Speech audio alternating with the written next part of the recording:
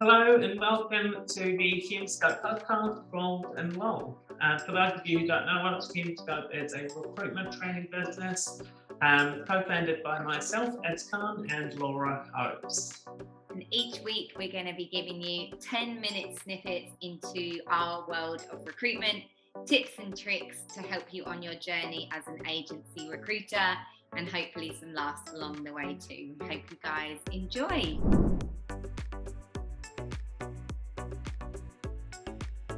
Feels weird that I'm looking down at my computer. It's like looking down at me. Looking down at me. I'm still in my running gear. Alrighty, this week, team. Also, we're getting very close to our live podcast episode, 15th of November. If you haven't signed up, come join us for a live 45-minute episode. So excited. It's just going to be ridiculous. Like, these episodes are like so rogue anyway. And then there's going to be like however many people. Lucy's going to have to wrangle us in because Lucy will be firing like quick fire questions based on all the things we've already gone through in the poddy and our top tips for next year. So that's going to be mayhem. But good. It's going to be mayhem. I can't wait to do one like at some point actually live, like physically live. Who do I think I am? Like some kind of social influencer? Oh yeah, because people will pay to come to a recording of me talking as if. Okay, so this week we are talking about. So the inspo for this was our leadership course, and we're talking about performance management and the way that has such a negative connotation. And I guess what we want to touch on as well is the difference between, or starting to ascertain the difference between a skills gap versus a motivation gap, because a skills gap can always be addressed by training. It's like your current team member is here, they need to get to here, we can fill the gap with something practical. But a motivation gap, as we know, is like the person has all the skills, but for whatever reason, they're not actually putting them into practice or able to see the results from the activity they're doing. And I think we often associate performance management with negative, whereas actually it can be a really positive experience for people if we're helping them uncover their own motivation gaps to get to where they need to go. But I just don't think it's done that well. No, it isn't. And I think it stems from not actually understanding why someone's not performing. I think the assumption when someone stops performing in recruitment agencies, especially when they have performed in the past, is that we need to now hit them with KPIs, get them to do more. And it's like, no, you need to stop. That person is capable. It's, in my experience, 80% of the time when someone stops performing, it's not a skills gap. It's not an industry thing. It's a personal thing. Something is happening to that person to make them not want to actually perform. But people, when they're not happy in a business, they're not engaged, will purposely, there's a whole heap of studies, will start underperforming purposely. So it's not you need to do more of this. It's actually, before the performance improvement comes into play, you need to work out what's going on. Is it that they're disengaged with their team? Could it be a new management structure that they suddenly disengage with? And it's those little things that we think, this won't matter, like new manager coming in won't affect the team. And sometimes it affects someone dramatically, and it can be the tiniest thing. New manager comes in, even if it might not be the person's underperforming their manager, it could just be a new person in a business they just don't gel with. And all of a sudden they start blowing that out of proportion. Is this business for me? Start underperforming. And so you need to, I think, work that out first before you look at a performance improvement plan. And the second thing is, if you don't have regular catch-ups with your team, you're not talking about KPIs not consistently, but talking about metrics, and you're not having those regular catch-ups. If all of a sudden you start going, we need a performance improvement plan, it's rarely going to work. What that will do is push someone out and go, fuck, this is scary, they're telling me to do more of this and I already don't like it here. Now's my cue to go, which is, I would say, 95% of the time when someone in recruitment is on a performance improvement plan, they leave. Yeah. And it's often like, unfortunately, from a leadership perspective as well, like the leaders have already decided when they put someone on a performance improvement plan, like, and that's why I think when we talk about this, we do call it performance improvement as opposed to performance management, because performance management gives the connotation that we are managing someone's performance potentially to an exit. Whereas performance improvement, the whole connotation of that is that we are actually trying to get someone to where they need to go in our business. And I think that's the difference.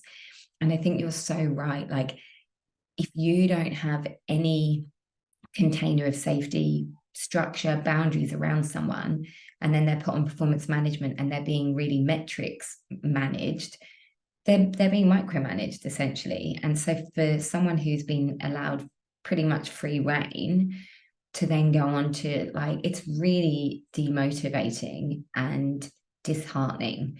And so I think, one, it comes to, you know, how do you manage performance in the first place? But I think that performance improvement plan needs to be seen as a really positive opportunity to coach someone to work through whatever it is that they're working on. And I think really a lot of that, like you said, is change management. Like, something has changed and that person is not responding in a positive way to it.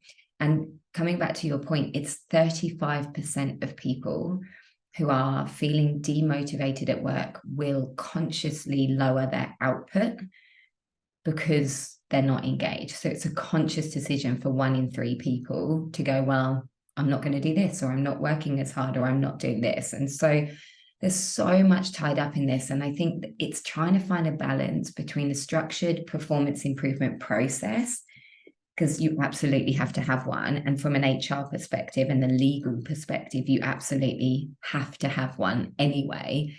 But trying to do that in an effective way that provides lots of space for coaching and nurturing. And I think that's the balance that you're trying to find. It's not performance manage, like tick all the boxes to get someone out the door, you know, legally sound. It should be like, we want to give this person every opportunity to be successful.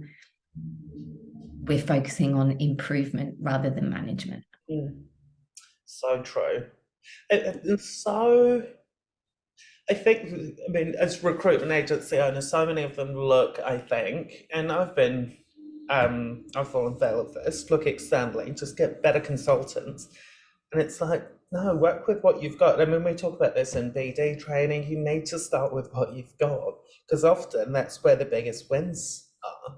But imagine anyone that's listening to this that's a business leader, think about all the people that have left your business and think about, at their peak in your business, what were they billing? What if you could just get everyone to stay and bill at their peak?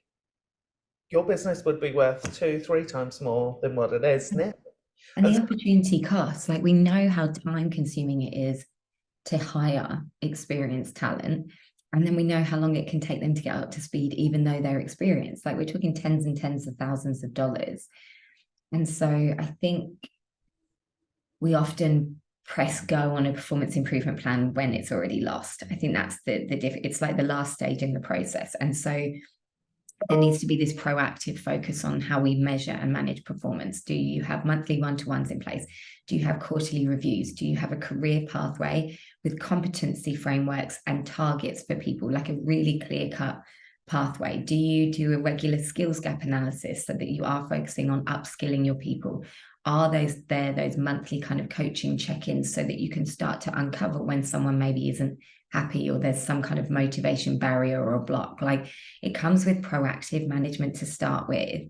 And then the performance improvement piece should then be a positive conversation based on, okay, none of that is working. What will work? Or how do we give this a final push before one of us maybe pulls the pin? But it all needs to be managed up front. And if you're coming in, just like, if you have one of those environments where you're like KPI free, just, you've got a billings target, do what you want, come and go when you want, and then you hit people with a performance plan, they're going to leave because they're not seeing it being a productive or positive experience. It's a patronizing one. Yeah. So I think it's all how you manage performance in the first instance. And then when you do notice, okay, we've got something going on here, do we have a structured framework that we can take someone through that provides lots of opportunities for coaching, as opposed to just hitting someone around the head with a load of metrics?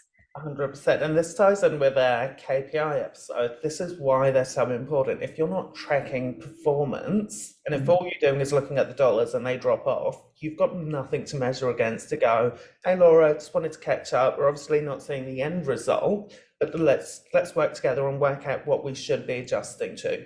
You did XYZ in Q1 of this year and the market was booming. Let's look at market factors. Let's workshop what we should be doing and help the person to go, we're tracking this for you. We're helping you along. We want you to be successful. This is what you did then. You've done the same again this quarter, but that's not produced the same results. What ideas do you have? Do you think you need to be doing, and sort of proactively managing it that way? And it's so hard to introduce a performance improvement plan when you're not tracking anything and you're just going, as long as you make money, you're safe. You're fine. And then when you don't make money, he'll hit you around the head with a really, really fucking boring standard performance management document that we've pulled off the internet so that you can't come after us with Fair Work Australia. You can't actually make it work, but yeah. You can't turn this around. We can't turn your way out, but we're doing it in a nice legal way that everyone feels that they've done the right thing. Yeah, and then lastly on that, if you are doing that and are in a business like that, that has huge ramifications to the rest of your team. Yeah. Like they will see that, people pick up on all of that. It is not a good look for you internally. So be structured, be proactive, think about the person and their situation and why they might be underperforming. Don't assume it's a KPI thing. Really try and work it out. And when you are putting something in place, do it in an intelligent way and actually don't give someone the answers, in my opinion. I'm like, you need to workshop with the person. These are the metrics that you've done. This is what's not happening. What do you think we need to be doing to get you to where you want to go? You've told me you want to achieve X, Y, Z. It's not happening under the current structure. How are we going to get there? What help do you need from me? Let's put some structure in place so you feel supported to actually get what you need from this. Otherwise, it's completely pointless. And ending on that note, otherwise, it's completely pointless. Performance improvement. Positive note to end on. Otherwise, it's a waste of your time. This is a very serious episode, but what I think we should do for another episode in the future is talk about coaching, like how to be coached effectively and how to provide coaching, because I think that's ultimately what this is. Cool. Alrighty, team. Last plug, live webinar episode 15th of November, 11 o'clock Melbourne/Sydney time. If it goes well, me and Laura might do an in-person live one next year. Yeah. And we might, oh my God, we're going to have to get some jokes at the ready. It's called Rolls and Lols. But if we only have 5 people tuned into the live online one, we're doing it, so. We're never doing it again. Egg on our face. Thanks, guys. Hello, it's us again. You thought the podcast episode was over, but it's actually not. Just a quick one. We are actually going live. We're doing our first ever podcast live episode where we are going to go through 10 different subjects and our top tips on each of them. Things that are super relevant for recruiters in real time, things that we've seen in the market over the last year, and what we are likely going to see as recruiters in the next year, and our top tips on that. It's going to be super engaging, very quick fire. It's not going to be boring. You'll get a lot of lols. So stay tuned. You will hear heaps about it on our socials and emails, but we are really looking forward to it. Yeah, we cannot wait. Our top tips for 2024 coming at you live. You'll experience all the bloopers. We're looking forward to basically having you in our living room for our poddy app. Yay! You'll see a link to sign up in the comments section of the podcast, but if you don't, please reach out to us through any channel. See you guys soon. Bye.